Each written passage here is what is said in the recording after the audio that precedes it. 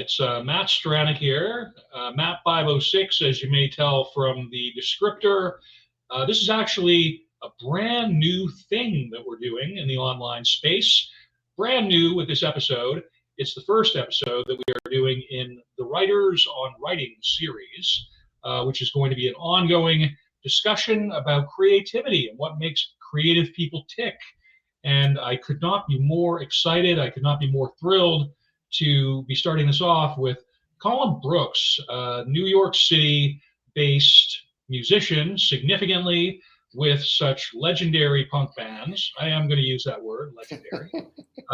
For sure, you have heard. This is one of those things where you can differentiate people who know about punk music from those who don't. Because if you mention Samiam, then they go, okay, and then you kind of know, right, that the knowledge goes deep. And so, again, legendary group since the 80s. And Colin's been filling the drummer seat for, how many years have you been with Sam I Am at this point? Is it like 5, 6, 7 years at this point? Or well, this will be year 11, actually. Yeah. What? Yeah. I first started playing with them in 2014. Yeah. Fantastic. Okay, well, things that you don't necessarily get from the Wikipedia. And so, again, to kind of highlight probably the more, I guess, publicly known quantity or endeavor that you're involved in, Colin. But again, part of what caused me to reach out is your involvement with, you've got a really stacked solo discography up on Bandcamp, man. And I guess I have to say that my personal, apart from just being a huge fan of punk music, and again, there's this whole other conversation over on the music website where we talk about music. And I guess to start with, Colin, in terms of just a question for you, what's creativity generally, man? Whether it's music or I sense, at least from the Bandcamp, really put a lot into your visual art, the visual representation that goes along with your music. And I just kind of wonder, music is a thing. What else are you involved in, my friend? Mostly music. That's okay. all I'm interested in. That's cool. Yeah, I mean, I have an Instagram page for the New Same, which is, I guess, it is my solo project because I'm the only person doing it. But that's just me sort of taking photos and using the Instagram effects to make something more interesting out of just random photos that I take. So it's supposed to look arty, In keeping with the indie art vibe, man. So how long have you been based in New York City, can I ask? You are based in New York, are you? Yeah, I just passed my 27th anniversary for living in New York, 27 years. So was it strictly kind of musical endeavors that drew you to living in the biggest city, one of the greatest cities in the world? Yeah. I had an opportunity to join a band called Skeleton Key that was around in the late 90s. And so I went for it. And a number of my friends from Little Rock, Arkansas, where I grew up and had lived all my life previously, a few of them had moved to New York. So it just seemed like a place to be at the time. And I don't really think of it as a place to be now, but I'm there. And yeah, but I'm actually right now, I'm in Jackson, Mississippi for work.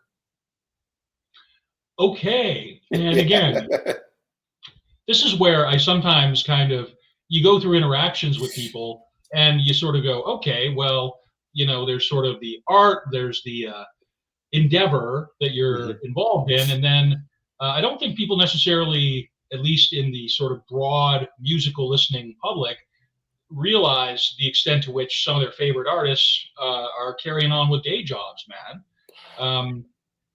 Yeah. Some of your favorite artists are people too. Yeah. I mean, what I do with the New Same is it's me. It's what I've always liked to do. It's just pick up an instrument, try and make up something, have fun with it, and that's all that is. Samiam hasn't really been a full-time band for a number of years. We play. We go to Europe once a year. We've been to South America a few times. Been to Australia, and we play a handful of shows in the States every year. I play in another band called LAPêCHE that has a record that's hopefully going to come out this year. Man, And yeah, so when that happens, I'm sure we'll do some live dates later in the year. And I've had some success playing professionally in New York, but I also have a family. It's expensive to live there, so I have a regular job where I'm an installer for a cabling company, basically. Yeah. well, again, man, I have to say that thanks for the disclosure, because to me, again, I think that for anybody involved seriously with the arts today is to be in a situation of financial precarity. And you need the day job if you want, as you say, right, just to have the normal kind of things that people tend to have, right? Yeah. As opposed to, I mean, there are people who are just going to commit to the thing in all manner of ways, which much respect to those people. Mhm. But I think, as you're speaking to here, just sort of the need for normalcy, the need for the things that you're even doing your art about. I mean, that's your priority, right? Having the life that then you speak to within the context of the art. Does that make sense? Well, Is that kind of yeah, that does make sense. I mean, I mean, it would be great to just sort of be able to go on tour and make records and make enough money to be able to do my other thing, or to have it all be one big thing. And that's the point, that it would be great if things grew into that, or if something hit suddenly, so to speak, or whatever. But until then, I had a paper out when I was 11 years old, until I was 14. And then I started working at Kinko's Copies when I was 16. I did that until I was 21, all the while playing in bands. And it's just what you do when you don't become, when you're not Prince or Michael Jackson or something. when everybody hears about Kendrick Lamar, everybody hears about like this kind of upper kind of tier of musical entertainment, right? Right. Green Day, Yeah. all of these things. And Mhm. again, this is really just sort of to speak to the fact that you can control the quality of what you put into your work, but ultimately, when it goes into the world, it's kind of outside of your control. It turns into something financially viable, or it sort of fulfills something else, right? Right. Yeah. I mean, for me, it fulfills the fact that I walk around with music in my head all day, whether it's stuff that I'm making up, or whether it's songs that I'm learning, or songs that I've played, or songs that I've loved. And so it's just there all the time. I actually was at work the other day. I was standing there holding a bit of cable, waiting for something to happen, and it was my wedding anniversary. And I just came up with a tune that I went Wow. back to my hotel, recorded, and sent it to my wife. Happy anniversary! It's been 12 years. Um, and that just Congrats. kind of goes on all day long. The inner dialogue that needs to be addressed. Right. So how long have you? I find that interesting, and I want to go forward with that a little bit. Um, has it always been this way for you? Have you always had this music that needed an outlet? How far back in your life do you have to go back to? When do you first become conscious of this, my friend? Oh, I mean, I was pretty young. You know, like, I mean, it's whether it's just kind of riffing off of something when I was 6 or 7 years old, or something I'd heard on the radio, and kind of like whether you're changing the words to, there's a bathroom on the right or whatever it is, um, there's always things that are just kind of there where, but probably when I was maybe 14 or so, I really started trying to make up songs for the first band that we had. So if I had learned a number of Minor Threat songs, then I might just see how I could play power chords in different places and make up a song so that our band could learn it and play it. And that was all that was. And then write down some lyrics that I thought were funny or cute or, because I've never been a politically much of a political person, particularly. So, we weren't going to do our punk rock that sort of way. And then, it turned into, as I got to be sort of 19 or 20, I learned some more stuff on the guitar. So just making up songs that were kind of more, I don't know, what I consider to be like classic songs or just music that I wanted to hear at that age. And that's still kind of what I'm doing. It's some sort of mix of pop and power pop and rock and, hopefully has maybe some British invasion kind of influence or something, just stuff that I always liked since I was a kid. Well, and what I gather from the range of output that you have on the Bandcamp, I mean, I think the first thing of yours I actually specifically went to check out was a Christmas tune. Oh, yeah. And I was just like, man, like this is just somebody who finds the process entertaining and enjoyable in and of itself. Right. And again, when it's kind of funny actually with the LAPêCHE, because again, right, I follow various musical groups and musicians, and I reach out to a fair number of them, and sometimes successfully, and other times less so. Right. But I ended up having this dialogue of sorts with Colin a bit, right? Just because Colin's a cool guy. But I'm sort of trying to be kind of keeping a respectful distance, respectful distance. And then there's LAPêCHE, and I'm like, oh, there's this band account, and I didn't even make the connection that you were in LAPêCHE. Never mind the person handling the Instagram account, right? Oh, no, I'm not handling their Instagram account. No. Oh, you're not? Okay. No, that's well, I don't know. Sometimes they include me on certain things, but I think it's mostly the bass player Dave and Krista, the singer. I think that they kind of do most of the, because you never know who you're interacting with. And so I found out, right? I was doing a little bit of looking into LAPêCHE, and so this is actually to circle back and speak to the writer kind of sensibility, the musical sort of thing that you were talking about, because one thing I noticed with LAPêCHE, I'm like, man, this is really awesome music. It sounds like DC hardcore, kind of 90s stuff and 80s stuff with the guitar playing. But I remember thinking, like this sounds like Samiam. This kind of sounds like Samiam. right. That was like, really. And so then when I was like aware that it's like, oh, okay, Colin writes for Samiam somewhat. No.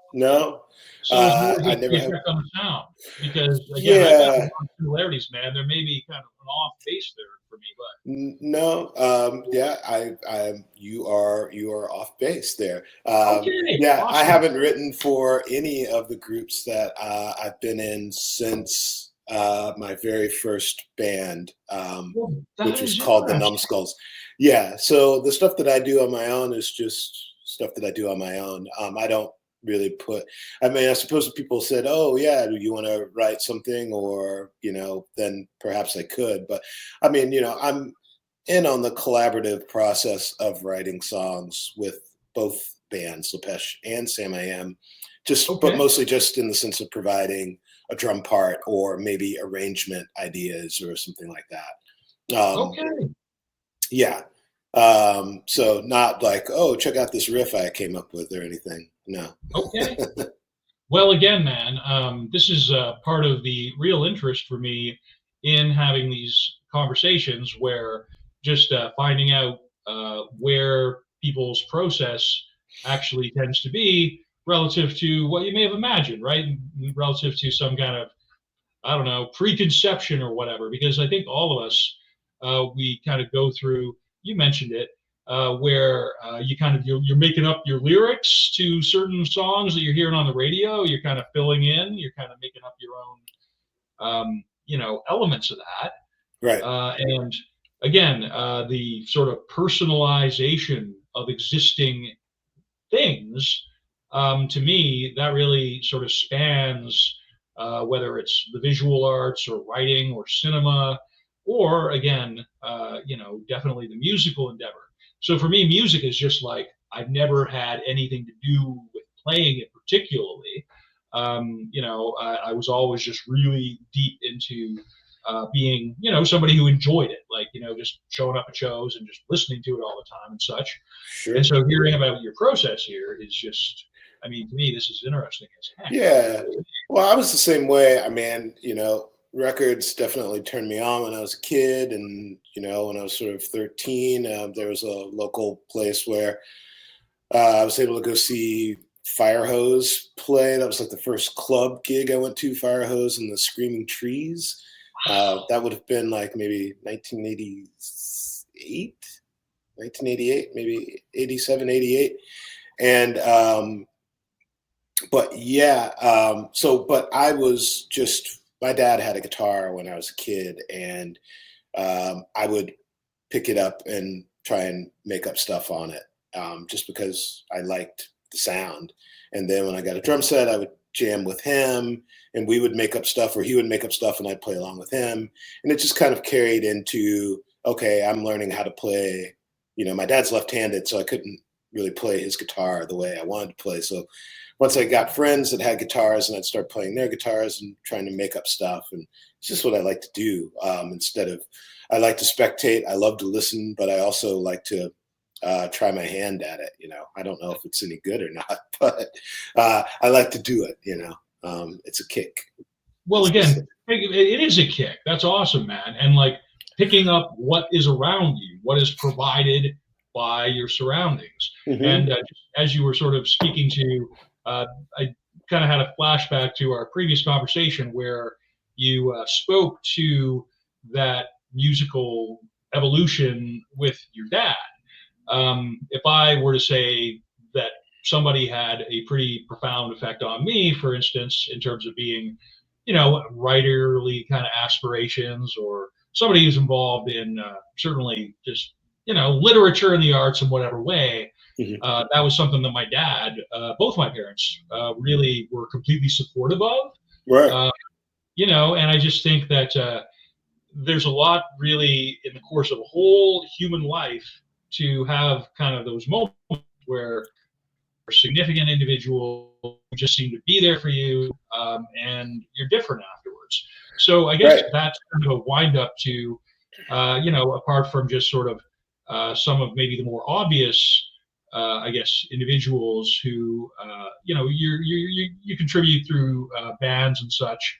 I mean, in terms of just sort of the wider swath of kind of people, I mean, you mentioned your dad, but I mean, are there friends, pals, teachers, other artists in different areas? I wonder about the community aspect of it and how much that informs what you've been involved in.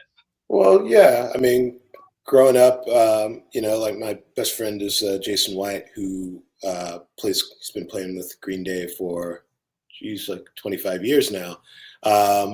And so we met each other at the end of 5th grade and started playing together, I guess, sort of the following year after the summer, because we wound up at the same school. And we were always,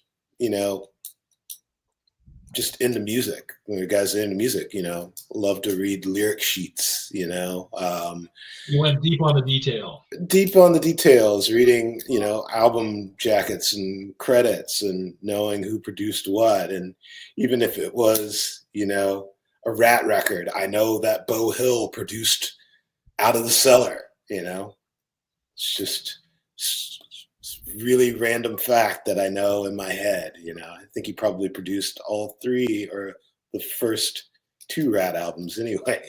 That's really silly that we're talking about Rat, but you know, that's what we were into before we found you know, punk rock. Was, you know, all that hair metal. So, you know, we played Rocky Like a Hurricane in our 6th grade talent show. I mean, you know, and, you know, but yeah, sometimes Jason would go, "Hey, I made this up," and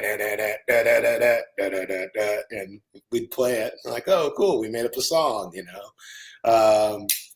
So we just kind of kept pushing each other. And as more and more people in our hometown of Little Rock, Arkansas starting bands, you know, everybody was doing original music. So there's a whole lot of people I know that make up songs or write songs or, you know, put bands together. You know, we'd put a band together and it would last a week, you know, and we'd play one show and that would be it, you know.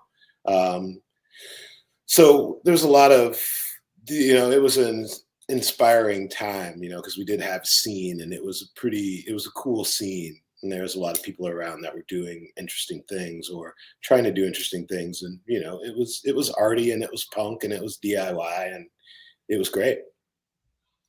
So that's all. And I'm still friends with all those people now. And they're still in various ways, you know, a lot of them still play in bands. They do music for fun or, you know, they're still involved. They still have that same mentality that we had when we were, you know, 16. We're just 50 now.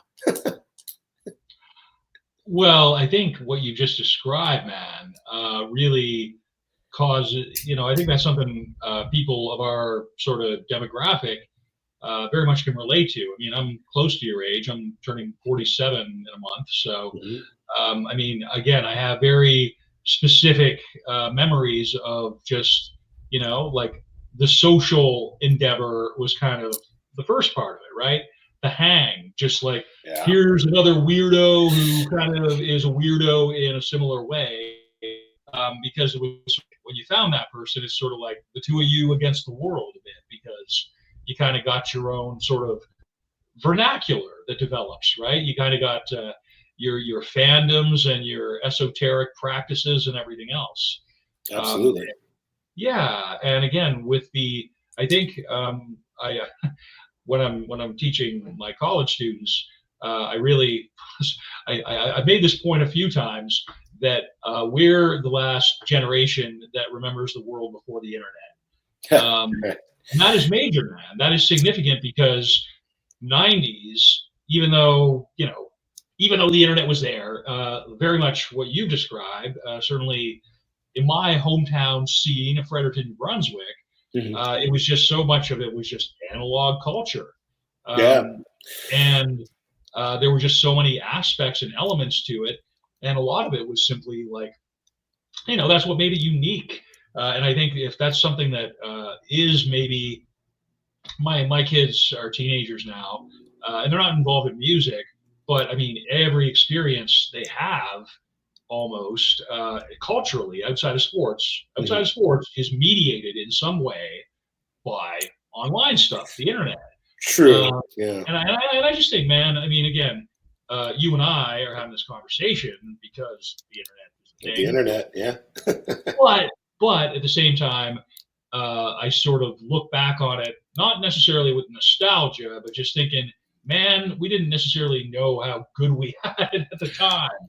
Yeah, yeah. I mean, you know, or there's a part of me that almost wishes that the internet had been around when I was younger, just in the sense of, you know, the way people can sort of put themselves out there more in the world than we could at the time in Little Rock, Arkansas. You know, when we were teenagers, you know, we could maybe go to Memphis or Dallas, Texas to play a gig as teenagers, but, you know, we could have made videos on our phones and put them on the internet. And, you know, maybe I would be doing this for a living now as opposed to working a job. You could be a content creator. A content creator, which, I mean, these are all things that I find embarrassing as, you know, a person my age who even though I understand it, I also don't get it. But at the same time, like that's all I wanted to do that's all I do really is create content. But I'm not I'm not a content creator in the sense that I don't like to go around promoting myself all the time. It feels a bit shameful because again, man, that's sort of the punk rock aspect. It's like, well, if you're into it, then the quality will stand out on its own. And I don't know, man. There was just sort of this like, it was considered like, you don't hype yourself. It's considered, Right. and, Yeah. and to me, I think that there's still, I guess, I think that's helpful more often than not. But I think it's interesting here, man. I had never considered that side of it before. That maybe if the what benefits or affordances or whatever of some of these technologies were around back in the day, it might have potentially led to I don't know, different kinds of cultural outcomes and Perhaps, career yeah. trajectories and the like, man. Yeah, yeah. But I mean, at the same time, I enjoyed sending off orders to Discord, putting cash in the mail, and getting records back. And I enjoyed reading Maximum Rock and Roll and finding out about new bands. And I enjoyed going to shows for $5 where you didn't have to order through Ticketmaster to go. You just turn up, So all of those things were awesome. And I wouldn't trade them in, for anything. That's for sure. Well, I'm glad though that you're sort of optimistic about the current moment. Again, right? Like with this, with Bandcamp, for instance, you are able to make all of these items that you sort of the content, these really awesome, these really awesome self-recorded, produced songs. You can just have an idea and sort of put it out there. 1, 2, 3, 4, and that's kind of with WordPress and these interviews, as well as things like blogs and Substack.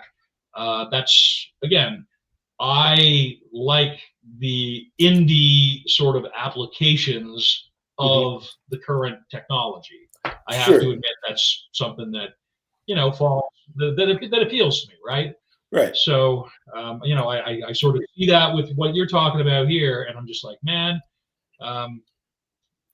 I don't know. I tend to get gloomy when I think about what technology does to us. It's nice to hear maybe kind of the other side of that. So, yeah. Well, I mean, I see people on the internet, whether they're, whether it's a 17-year-old girl playing Led Zeppelin 4, I'll watch it. I don't necessarily know if I think that that's a great thing, but I saw this one person, this one woman the other day, and she's like, well, I do covers because, my own music doesn't garner as much attention. I'm not really bold enough to do that, but people tell me that I should. I'll do a drum cover of Black Dog and, get 1,000 viewers or whatever. I could do without the grail of a monetized content stream, man. I just think because I mean that's just the kind of work that I think I'd rather have a job.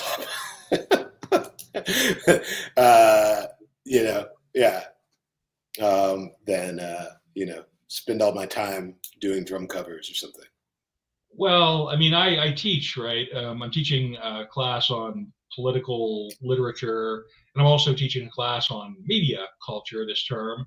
And one sort of thing that's coming out of both of those is that the separation of what is meaningful to people relative to, trading out their time on a contract for a very limited sort of set of function and skill relative to what you'd rather be doing, right? Sure.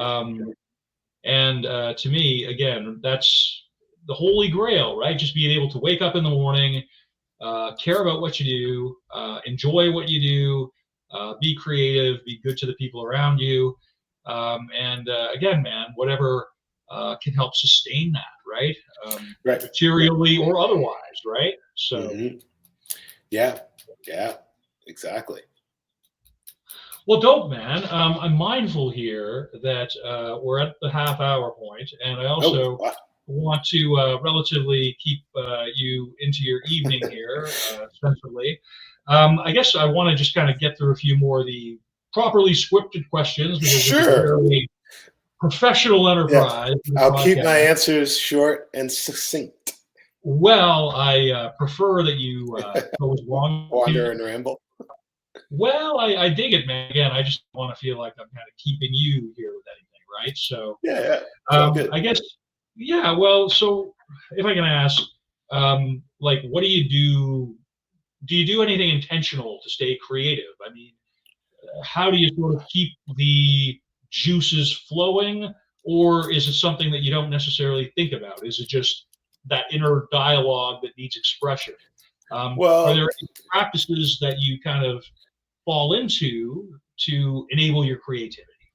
um, uh, no, not particularly. I mean, sometimes beer helps, sometimes it doesn't. Um, I believe you were telling me about how you got knocked out the other day by something you picked up at a store. Sometimes that helps. I don't want everyone to say what, but um, sometimes that helps. But I spent a lot of time in before. I've been making up stuff for a long time and sort of recording the results that I never issued or put out. So I have a backlog of things for me to work on. Oh, I made up this tune. Usually when I put out an EP, it contains something that I've made up recently. It contains something that I made up maybe 20 years ago, maybe something that I made up 15 years ago that I just sort of remembered or made a short recording of that I've developed more. So I've got plenty of stuff that, a deep well to draw from, so to speak. That is awesome, man. That whole insight that you just described is really almost what I was hoping to achieve from this conversation. Because, again, man, as somebody, we're sort of like the mid-century club. I mean, accidents or genetic variants aside, we can still expect to have decades left, and still with the decades behind, you can draw from this whole body of material.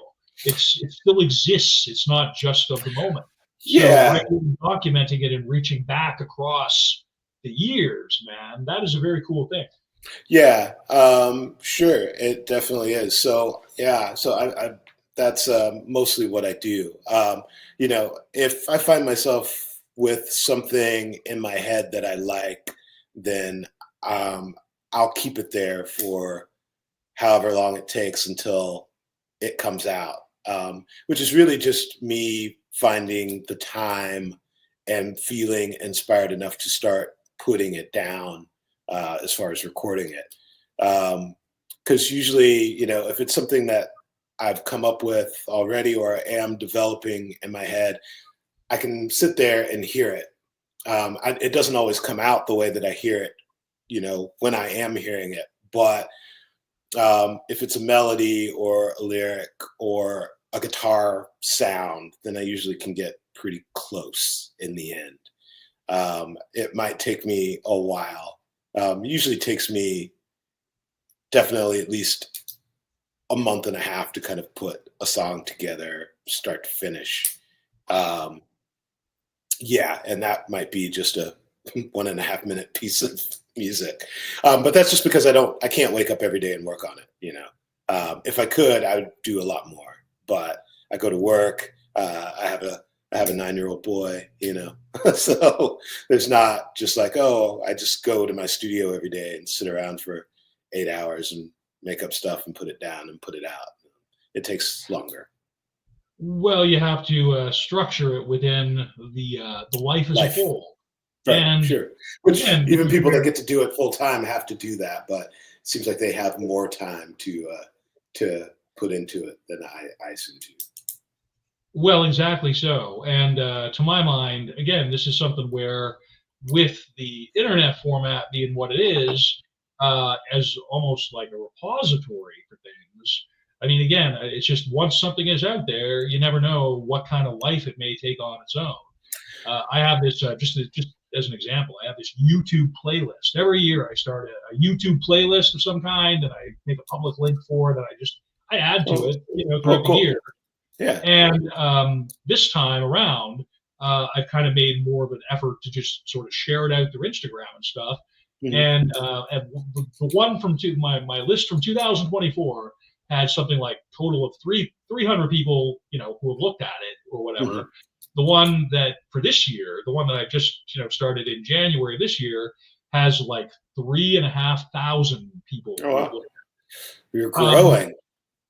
And it's just because I am just relentless about sort of packaging a podcast episode, putting it out there, putting a link to the thing, and it's almost just sort of like Goldilocks, right? Putting the crumbs behind her or whatnot. Sure. Right? Yeah. It's just like, if you keep at it, right? If you keep putting out good work, and you sort of are kind of giving it your best and you're respecting the endeavor, then, I mean, at least you're giving it the best opportunity to find its own life, right? Right. Yeah. And that's exactly what I'm doing with the music, the promotion of it, or being relentless in my pursuit of trying to get people to hear it. I'm terrible at that. Well, this is where people like me come in, right? Because again, I'm not involved in like the writing of music. I mean, I've got other ways to kind of get my creativity out there. And so one thing that I really find that with my platform, I've got this whole academic life where I've got 3,500 or whatever people following me on LinkedIn because my thing is a professor or whatever. Right. And then, I got a very, very limited profile on, these other areas. But because it's a holistic kind of thing, you just kind of like, well, I mean, again, what's the platform here? Okay, well, I mean, I don't know. Maybe I at some point could end up interviewing Greg Gaffin, like, or something like this. I mean, these are my kind of aspirations, right? Sure. So again, man, when I see somebody like you, who's just clearly you're working across all these different areas with music, you're just somebody who just since you were a child, you've just been showing up and putting in the time.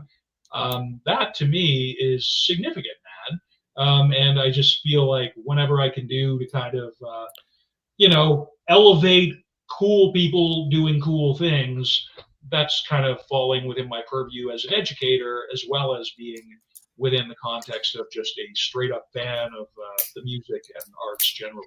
So. Well, I appreciate you, Matthew. I really do. Thank you. Well, man, this seems like a pretty good time to wind her down here. We've kind of reached the 30-minute mark, and as per what practice tells us about how long people actually watch these things, people tend to prefer shorter, typically. Sure. Certainly my Generation Z here in Canada, students would tell you that. So I think probably I would just say it's been a pleasure, man. Did you have anything else, any people or anything you wanted to shout out here before we wind her down? No, look for the LAPêCHE record. Hopefully sometime by the end of this year. If not the end of this year, then or summer towards the back end of 2025, definitely 2026. And Samiam is working on some songs. We've got some shows coming up in May and perhaps July. And hopefully we're going to start recording again pretty soon. And I'm already not hard at work, but working on some more new Same stuff. So so look for that. But yeah, I'm sure I will speak to you on the internet again soon, Matt. Thanks so much, man. Well, again, I appreciate it, man, a lot. And definitely in the show notes, we're going to have links and some commentary from me on all these things to just kind of wrap it up with a bow and get it out there to people. So again, man, much respect and appreciation. I'm going to end the recording now. Okay. Take care, everybody. Bye for now. Thanks.